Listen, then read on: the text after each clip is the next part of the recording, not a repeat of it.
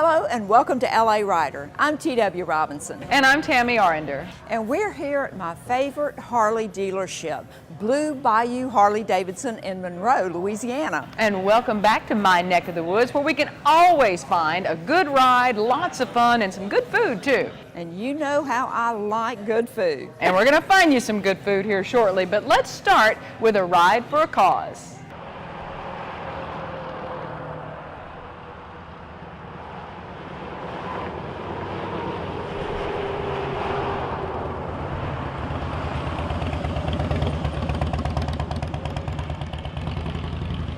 The second annual Fallen Peace Officers Ride in Monroe started at Bleu Bayou Harley-Davidson. Riders from all over Northeast Louisiana and even some neighboring states took part. Zach Breland started the event in honor of Sterlington police officer David Elahi. Elahi was killed during a traffic stop in July of 2016. Breland says Elahi wasn't just a part of the Sterlington law enforcement family, but a dear friend who loved riding motorcycles. He wanted to do something for his family and others who've lost someone in the line of duty. He loved riding motorcycles. I wanted to pay, respects and honor all fallen peace officers, and I figured what better way than get a group of motorcycle riders together, and that's how we got started. It's near and dear to my heart, and I hope I can do this for every fallen peace officer in Louisiana for as long as I'm around. Once everyone is registered and lined up, Louisiana State Police, Richland Parish, and Ouachita Parish authorities turn on the flashing lights and we head east down Interstate 20.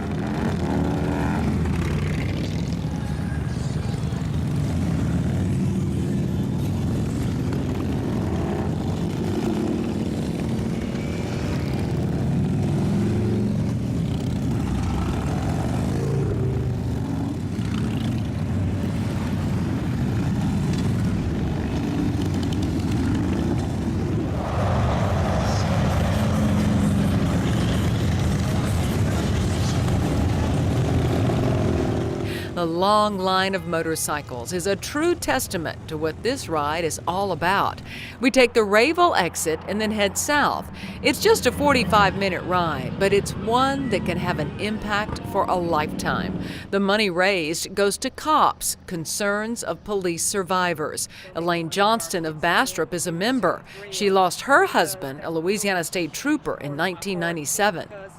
This is great. Whenever Zach called and said he wanted to donate the money to our kids' camp, we were so thrilled, because that's really a huge part of my heart, just because I saw what the camp did to my kids, and for the support to come out. And law enforcement just needs the support from everybody nowadays, and for them to pick our charity is just absolutely amazing for us. Johnston's kids were just 6 and 11 years old when her husband Doug was killed. She says the COPS camp was a godsend for her during such a difficult time. It was just a wonderful connection, because, of course, I gravitated to the survivors who had children my children's age. And so basically, our children have grown up together for 20 years. And so we are just it's a huge family. It's very hard to describe the bond that we have. We see each other once or twice a year, and we pick up where we left off. Just like motorcycle riders, you may come together on an occasional Saturday to ride and donate money for someone you don't even know. But you know in your heart, it's making a difference in someone's life.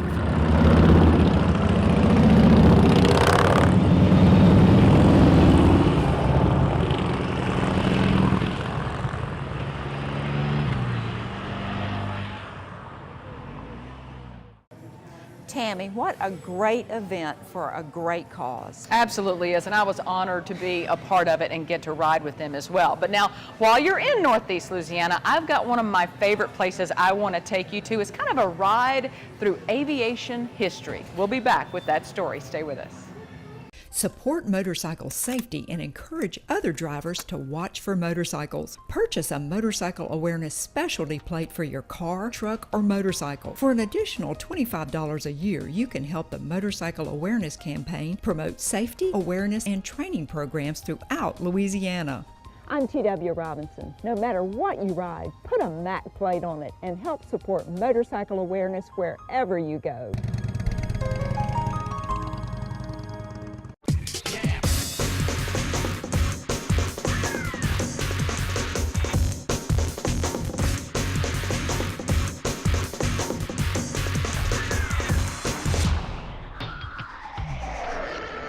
Welcome back. You're watching LA Rider, and I'm TW Robinson. And I'm Tammi Arender. You know, Tammi, I love to come to Monroe because there's so many interesting stories up here. There really are, and I love being a tourist in my own hometown. And one of our real treasures is the Chennault Aviation Museum. On the east side of Monroe, as you head into the Monroe Regional Airport, you see a collection of old buildings and aircraft. But don't just pass this by. What's housed here is an amazing part of aviation history. Not just the vintage warplanes waiting to be restored, but a museum that's centered around General Claire Chennault. Chennault was born in Commerce, Texas, but raised in Gilbert, Louisiana, in Franklin Parish. Chennault was a member of the U.S. Air Corps in the 1920s. He would go on to become a brigadier general in the Chinese Air Force, and he formed the group known as the Flying Tigers. When Chennault wasn't in China, he made his home in Monroe. His granddaughter, Nell Calloway, runs the Chennault Aviation and Military Museum.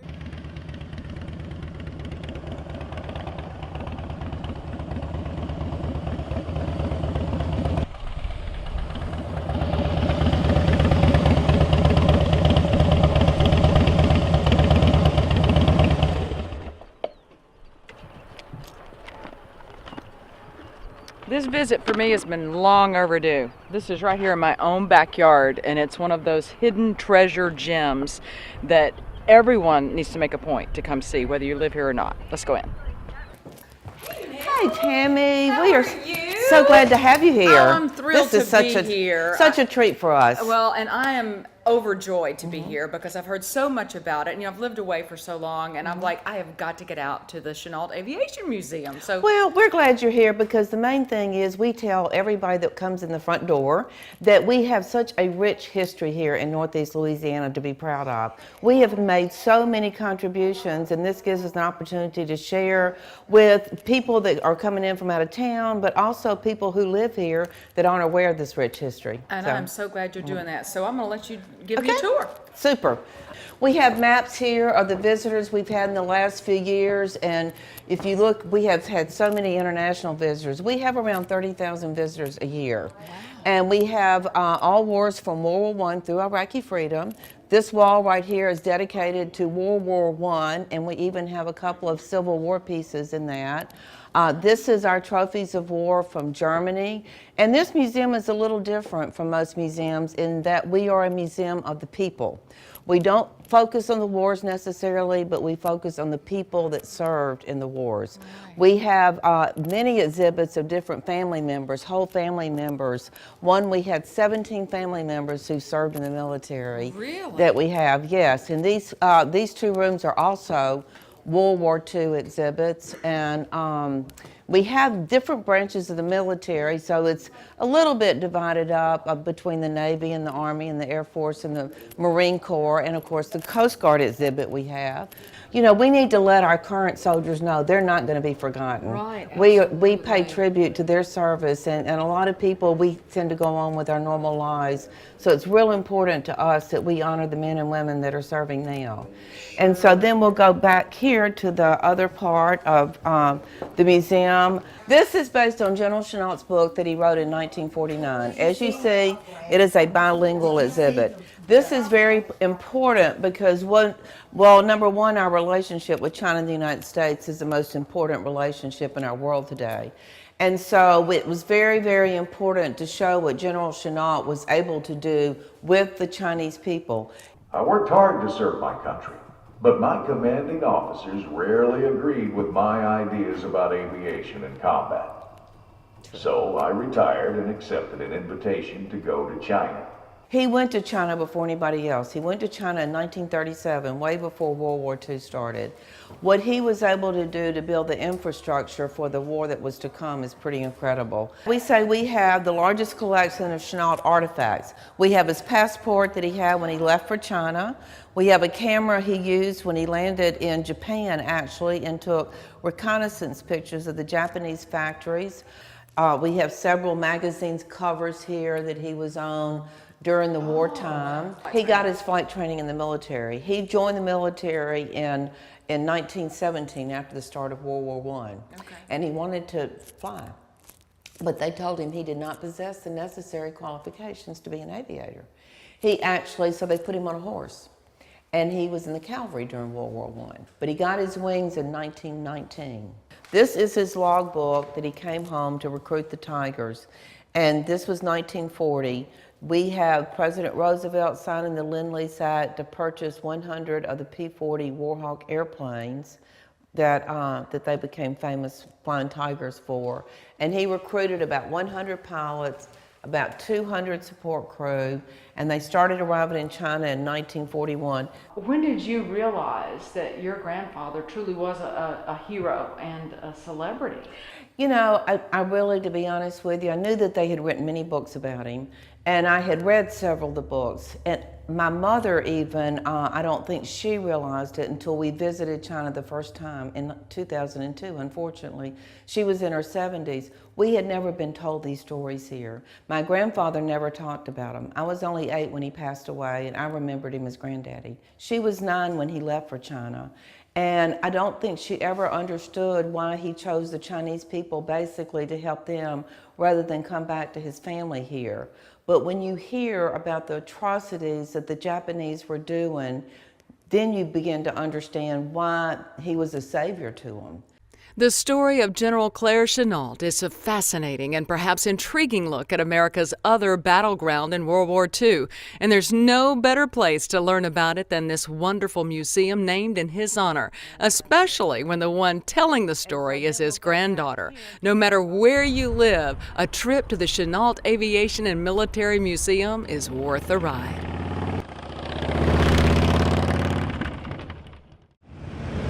To learn more about the places featured this week on LA Rider and other great attractions in the area, visit the Monroe West Monroe Convention and Visitors Bureau website at monroe-westmonroe.org. You'll find a wealth of information on great food, interesting and historical attractions, and more in the Twin Cities. If you're planning a visit to the area, do what Tammi and TW do. Make your first stop monroe-westmonroe.org.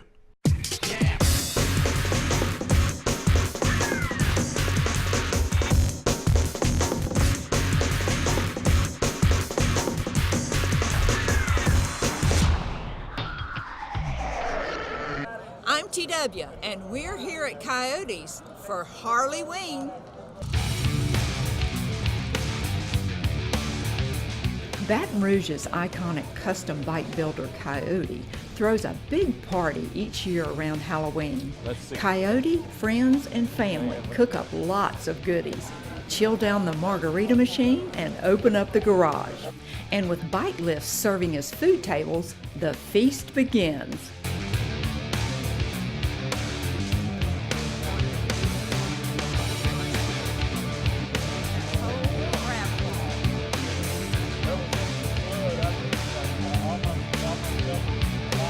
Coyote has been building custom bikes since he was a teenager. Long before the chopper craze, Coyote's bikes were winning trophies and rave reviews all over the country. Coyote says the annual Harleyween party is his way of saying thanks to his many fans and customers. Well, this way some of my customers can get some of their money back that they've spent here over the years. And they all seem to gouge themselves trying to make up for what they spent. But it works out. Everybody's happy, everybody's fat when they leave here anyway. And if they leave here hungry or thirsty, it's their own fault. Because we've got plenty. And sometimes we even have leftovers. Yeah. Well, I can tell you, I've eaten enough that I don't think I'll be hungry for dinner tonight.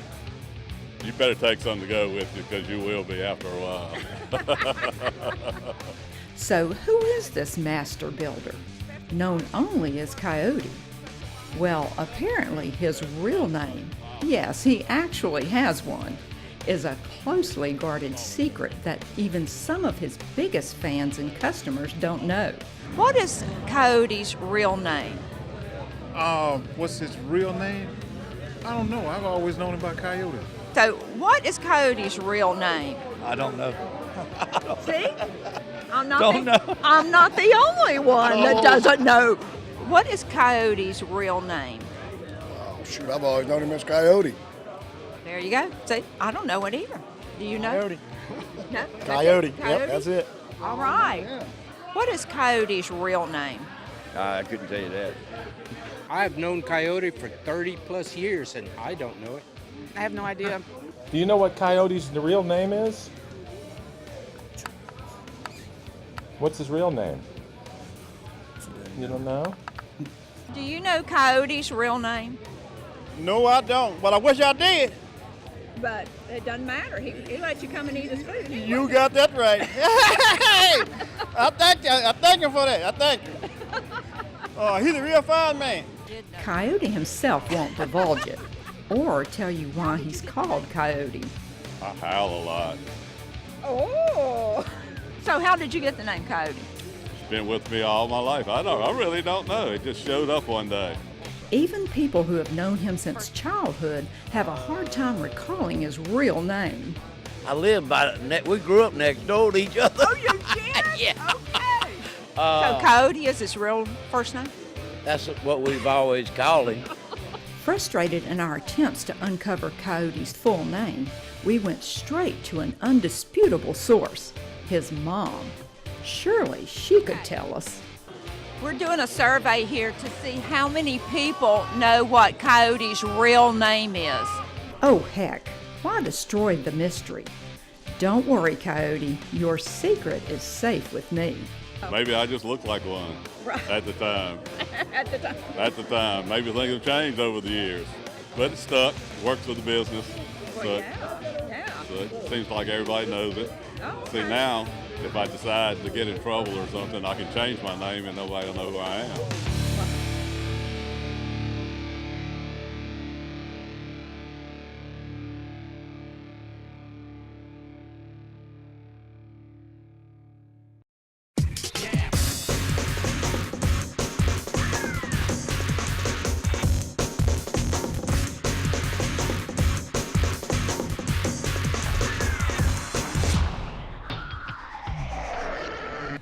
Welcome back to LA Riders. So glad you're with us and going with us on our little tour of Northeast Louisiana. Well, you know, Tammy, so far everything has been great, except I thought we were going to eat.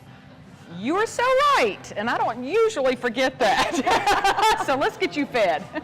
Yeah.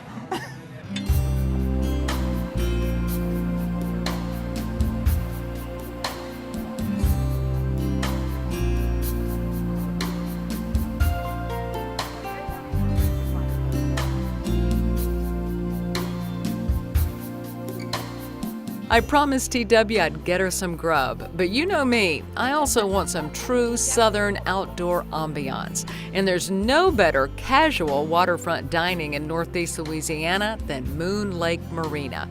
As the name suggests, it's a marina first and restaurant second.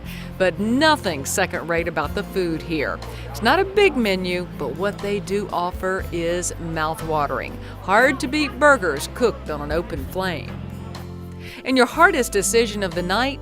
Deciding on your sides. Traditional fries are the ones covered in all things good, like cheese and bacon, or even cheese sticks. These are the pig cheese fries.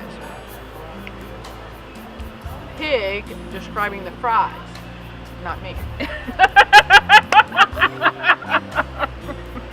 And by the way, Moon Lake Marina loves all things pig, from pulled pork to bacon.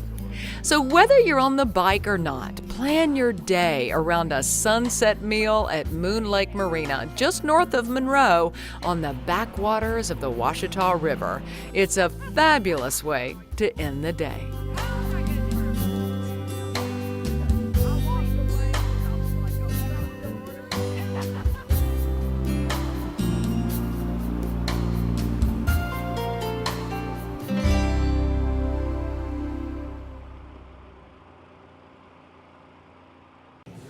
You know, Tammy, that food was delicious, and I love sitting out over the lake watching the sunset. Oh yes, a beautiful view. But speaking of sunsets, the sun is about to set on this program. We do appreciate you joining us on LA Rider, and we hope you'll join us next week. But until then, you know what we always say, we haven't been everywhere, but it's on our list.